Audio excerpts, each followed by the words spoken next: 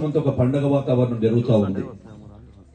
కొత్తగా వచ్చిన ప్రభుత్వం కోటి ఆశలతో ప్రజలు విద్యార్థులు అందరూ కూడా దీవించి ఈ ప్రభుత్వాన్ని 164 సీట్లతో గెలిపించినటువంటి ప్రజలకు ఆ కుటుంబాలకు ఏదైనా చేయాలి, ఆ పిల్లల్లో మార్పు రావాలి, విద్యార్థులలో కానీ విద్యార్థుల తల్లిదండ్రులు అనేకటువంటి మార్పులు తీసుకురావాలని చెప్పే ఉద్దేశంతోనే ఈ ఆత్మీయ సమావేశం పెట్టడం జరిగింది.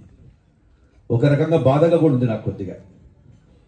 ఎందుకంటే ఎప్పుడైతే తన తల్లిదండ్రులు పిల్లల పట్ల అశ్రద్ధ చేస్తారో ఆ పిల్లల అశ్రద్ధకు కారకులు తల్లిదండ్రులే బాధ్యతలు అవుతారు.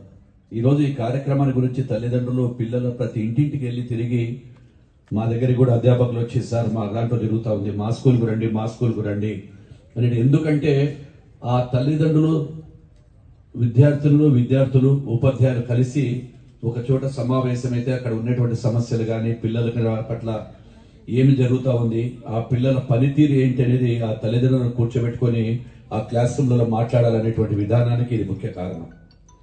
మరి ఆ విధానం కావాలన్నప్పుడు తల్లిదండ్రులు రావాలి. అటువంటిది ఇక్కడ లోపం కనిపిస్తా ఉంది.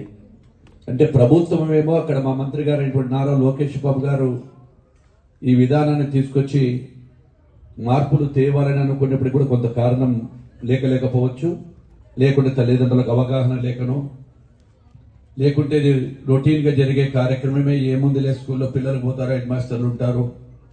వాళ్ళు ఈరోజు కొత్తపేట గ్రామంలో జరుగుతున్నటువంటి తల్లిదండ్రుల పిల్లల ఆత్మీయ సమావేశానికి వచ్చినటువంటి విద్యార్థుల తల్లిదండ్రులకు, వేదిక మీద అధ్యక్ష సభాధ్యక్షుడైనటువంటి హెచ్ఎం గారికి, అదేవిధంగా ఈ యొక్క జెడ్పీ హై స్కూల్ ఉపాధ్యాయులకు, పత్రికా విలేకరులకు, గ్రామ పెద్దలకు, పోలీస్ సిబ్బందికి, ఎలక్ట్రానిక్ ప్రింట్ మీడియా వారికి, అదేవిధంగా వేదిక మీద ఉన్నటువంటి ప్రతి ఒక్కరికి కూడా హృదయపూర్వక నమస్కారాలు తెలియజేసుకుంటా ఉన్నాం మీకు అందరికీ.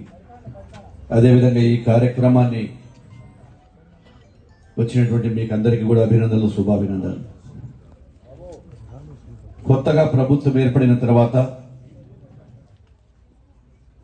ఈ యొక్క విద్యాశాఖలో అనేకమైనటువంటి మార్పులు తీసుకురావాలని గౌరవ మంత్రివర్యులైనటువంటి నారా లోకేష్ బాబు గారి ఆదేశాల మేరకు ఈరోజు, అదేవిధంగా ఈ యొక్క కార్యక్రమానికి వచ్చినటువంటి డాక్టర్స్ కు, వారి అధిపతులకు, దాని తరఫు నుంచి వచ్చినటువంటి వారికి కూడా ప్రత్యేకమైనటువంటి అభినందనలు, శుభాభినందనలు. ఎందుకంటే మీరు కూడా చూడలేకపోయినసారి అక్కడ ఉన్నారు, మీకు అందరికీ కూడా అభినందనలు, శుభాభినందనలు. ఈ యొక్క మీకు అందరికీ చెప్తున్నారు. ఎవరెవరి దగ్గర సెల్ ఫోన్ ఉన్నాయి, చేతి పైకి ఎత్తిన ఫోన్లు తీసి అన్ని ఇక్కడ తీసుకొచ్చినారా?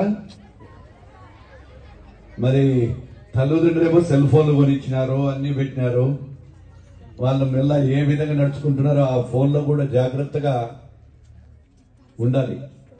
ఎందుకంటే మీకు దాని మీద ఉండే మోజు కంటే ఇందాకే మీ హెచ్ఎం గారు కూడా బాధపడినారు. సరైనటువంటి పర్సెంటేజ్ ఎప్పుడు మీ స్కూల్ ఫస్ట్ ఉంటుంది, మళ్ళీ ఎందుకో ఈసారి కొన్ని సబ్జెక్టులలో తక్కువ ఉంది పర్సెంటేజ్. అన్ని సబ్జెక్టులు వచ్చినాయా? హాస్టల్ పిల్లలు అటెండెన్స్ ఎక్కడ మొత్తం మీదనే? హాస్టల్ ఏమి అంటే ఇప్పుడు అటెండెన్స్ లేదంటే చదువు కాకుండా పోతున్నట్టే కదా, అది వాస్తవమే కదా. మరి దాని మీద కూడా శ్రద్ధ తీసుకోండి. వాళ్ళు అటెండెన్స్ వేసుకున్న తర్వాత రాము అనేది ఉంటే నెక్స్ట్ టైం వారికి ఏదైనా కఠినంగా మీరు శిక్ష పెట్టాల్సిందే. వెరవీ చేసుకొని వస్తారు, మళ్ళీ మంత్రి దగ్గర పోదా వాళ్ళ తల్లిదండ్రులు ఏమైనా పట్టుకొచ్చింది. నేను వాళ్ళు హాస్టల్లో చదువుకునే వాళ్ళు మీకు ప్రభుత్వం వసతి